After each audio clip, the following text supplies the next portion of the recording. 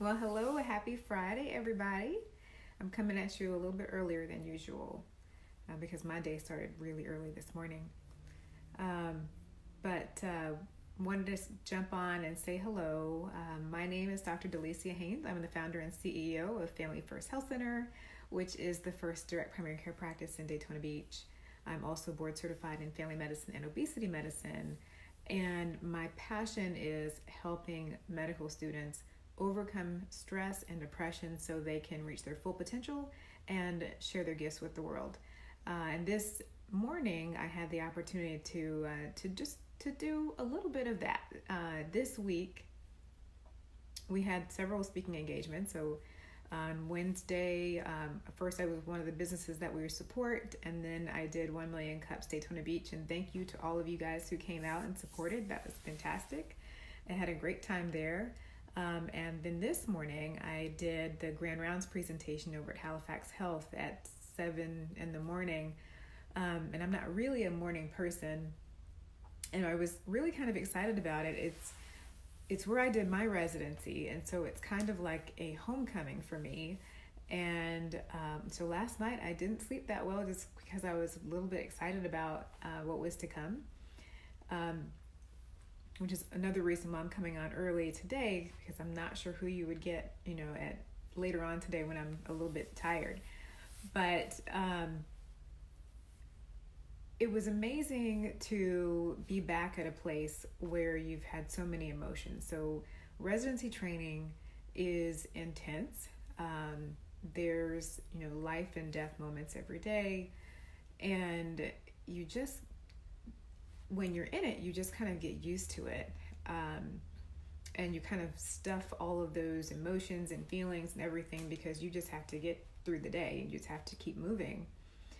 And so even though I drive past this hospital on the way to work every single day, so many things were coming back to me as I was coming in for this presentation. And partly it was also because the last time I presented at Grand Rounds was 12 years ago when I was a second year resident, and my topic was suicide and depression amongst physicians.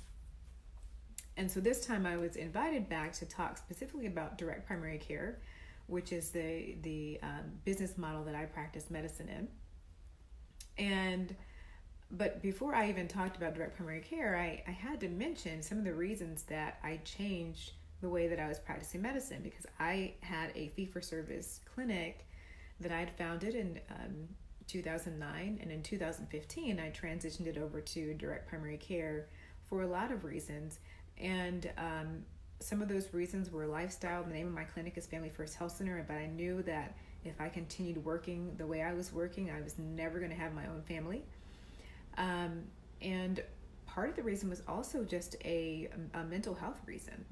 I knew that for me, medicine is a calling.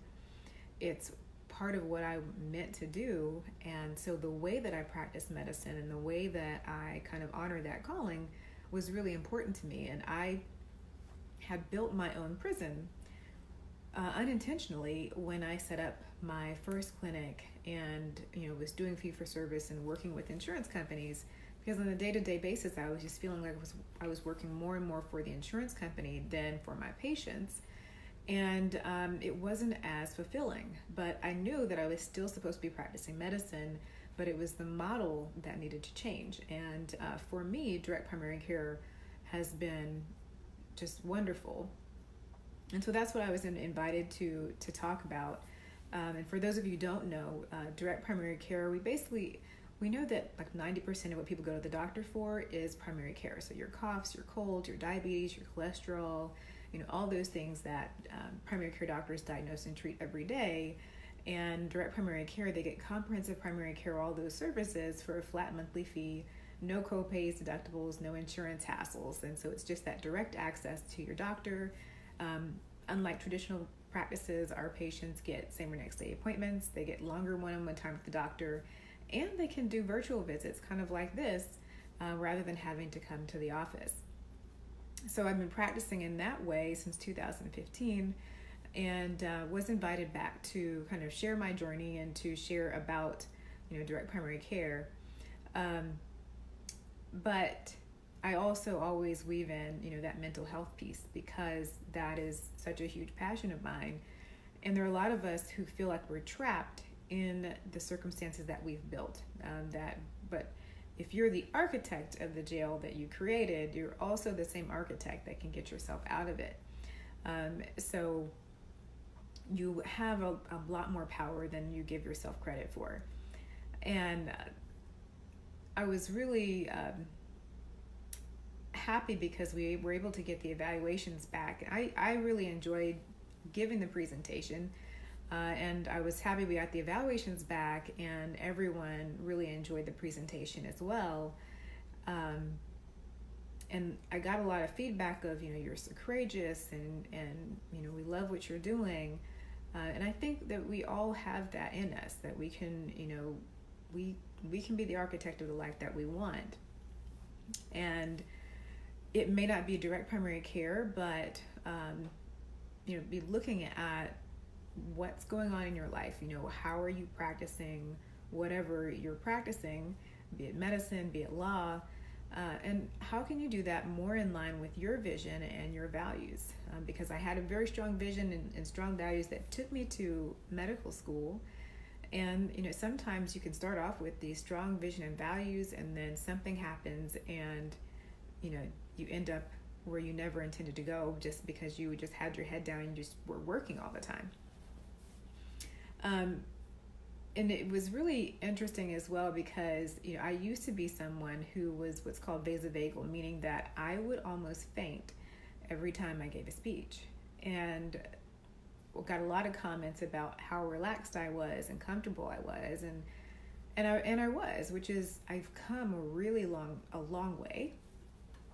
And I was thinking about, one of the things that I don't always do that's really important to do is to celebrate where you are. So I'm a planner, so I naturally am always thinking about the next step.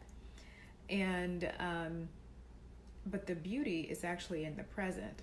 And so taking some time to just realize and enjoy, what you've built, enjoy the life that you have, and really just kind of stand there and take that all in, rather than always thinking about what's next and what's in the future and what's on the plan.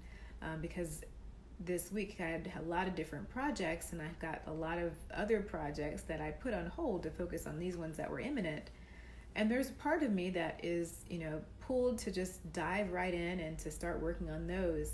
But really, taking time to celebrate where you are and celebrate every single step that got you there is so important, because it's really about the journey. Tomorrow is not guaranteed for any of us. I was blessed to have coffee with a colleague after the talk, and we both had some difficult seasons, and we just really thought about that we're all kind of in this race sometimes, or we're all trying to climb to this other level, but really all you have is now. So make sure that you are enjoying where you have. There's nothing wrong with having goals and having vision. Those are all very important, but make sure that you take the time to really enjoy what's right at hand. So right now I'm going to go play with my nephews, but I wanted to hop on and just say that. And I hope that all of you are, this weekend especially, take some time to really celebrate everything that you've got going on right now.